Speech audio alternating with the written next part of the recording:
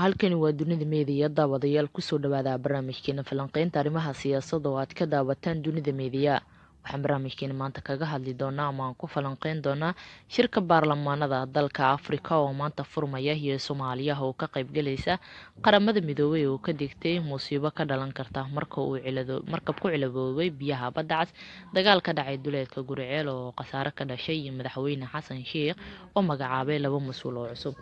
Madaxweynaha Jamhuuriyadda Federaalka ee Soomaaliya Mudane Xasan Sheikh Maxamuud oo ka duulaya muhiimadda ay leedahay horumarinta nolosha shacabka Soomaaliyeed, kobcinta dhaqaalaha iyo ka faa'iidaysiga kheyraadka dalka ayaa magacaabay ergeyga gaarka ee ganacsiga heer caalami iyo maalgashiga Mudane Qadar Cabdiraxmaan Maxamed iyo la taliyaha madaxweynaha ee arrimaha shidaalka iyo gaaska Mudane Axmed Cali Yuusuf. Madaxweynaha oo labadan mudane usoo kala xulay aqoontooda iyo waayo-aragnimada shaqo ayaa ku adkeeyay in door wanaagsan ka qaataan qorshaha dowladda ee Soomaaliya isku filan dhaqaale ahaan kana gudubta saboolnimada iyo abaaraha oo ka mid ah caqabadaha curyaamiyay dalka Soomaaliya.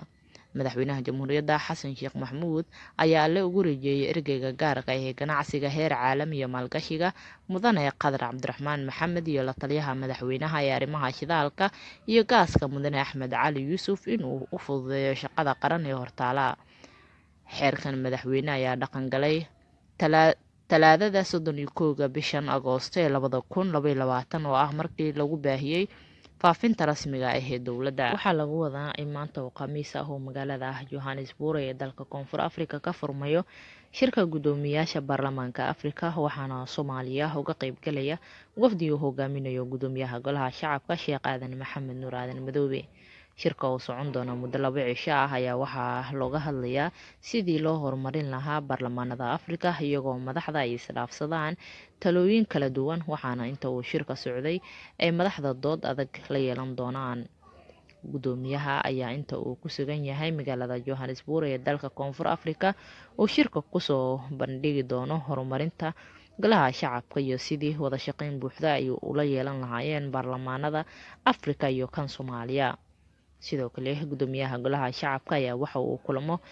docodeyo kala duwan la qaadan doona madaxda kale ee ka qayb galaysa shirka, isagoo kala hadli doona arrimo ku saabsan xaaladda dalka Soomaaliya iyo taageerada baarlamaanka Soomaaliya. Dagaal xoogan ayaa ciidamo ka tirsan kuwa dowladda Soomaaliya iyo kuwa Galmudug oo dhinaca iyo Al-Shabaab waxa uu ku dhex maray deegaanka Jaawe ee 57 kiiloomitir dhanka koonfureed kaga xiga degmada Guriceel ee gobolka Galgaduud. Dagaalka ayaa yimid kadib markii ciidamada dowladda iyo kuwa Galmudug oo garab siinaya dadka deegaanka ay weerareen deegaanka Jaaw oo ay gacanta ku hayeen xubno ka tirsan ururka Al-Shabaab. Guddoomiye ku-xigeenka amniga iyo siyaasadda degmada Guriceel Cabdishakuur Indho ayaa sheegay in ciidamada dowladda iyo kuwa Galmudug ay weerar ku qaadeen xalay iyagoo ay jawaabo dhibaato u sheegay inay Al-Shabaab u geysteen dadka shacabka ah. Guddoomiye ku-xigeenka oo la hadlay warbaahinta ka howlgasha deegaanada Galmudug waxa uu sheegay in ciidamada huwanta ay dagaalka ku gaarsiiyeen khasaaro dhimasho iyo dhaawac ah, balse dhankooda wax khasaare ah uusan soo gaarin. Wararka naga soo gaaraya saaka deegaanka Jaaw ee koonfurta degmada Guriceel ayaa sheegay in xaaladdu ay tahay mid degan, ha yeeshee ciidamada dowladda iyo kuwa maamulka Galmudug ay wadaan howlgallo kala duwan iyo dhaqdhaqaaqyo ciidan. Qaramada midoobay ayaa haatan sheegaysa in bixiyayaashu ay ku yahoobeen ilaa 66 milyan oo dollar, taasi oo weli la sugayo in la helo ilaa 14 milyan oo dollar oo ka dhiman qarashka la sheegayo inuu ku baxayo howlgalka badbaadada ee markabkani.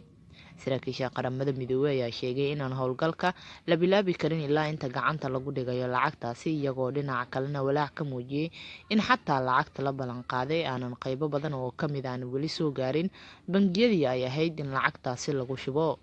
Russell Geek oo ah saraakiil u qaabilsan qaramada midoobay dhinaca isgaarsiinta ayaa sheegay inay heleen oo keliya 10 milyan oo ka mid ah lacagta la ballan qaaday. Waa tahay daawadayaal, guud ahaan intaas ayaan kusoo afmarayaa barnaamijkeena falanqeynta arrimaha siyaasadda oo aad ka daawanayseen Dunida Media. Haddii ay tahay markii ugu horeysay janaalka, waxaan kaa codsanayaa inaad subscribe saarto, gambaleelka aad furto si uu kusoo gaaro muuqaal walbo aan halkan kusoo gudbino, una sii share garaysa saaxiibadaada jecel inay wax ka ogaadaan siyaasadda dalka iyo weliba tan guud ahaan caalamka. Waad ku mahadsan tahay daawashada muuqaalkani.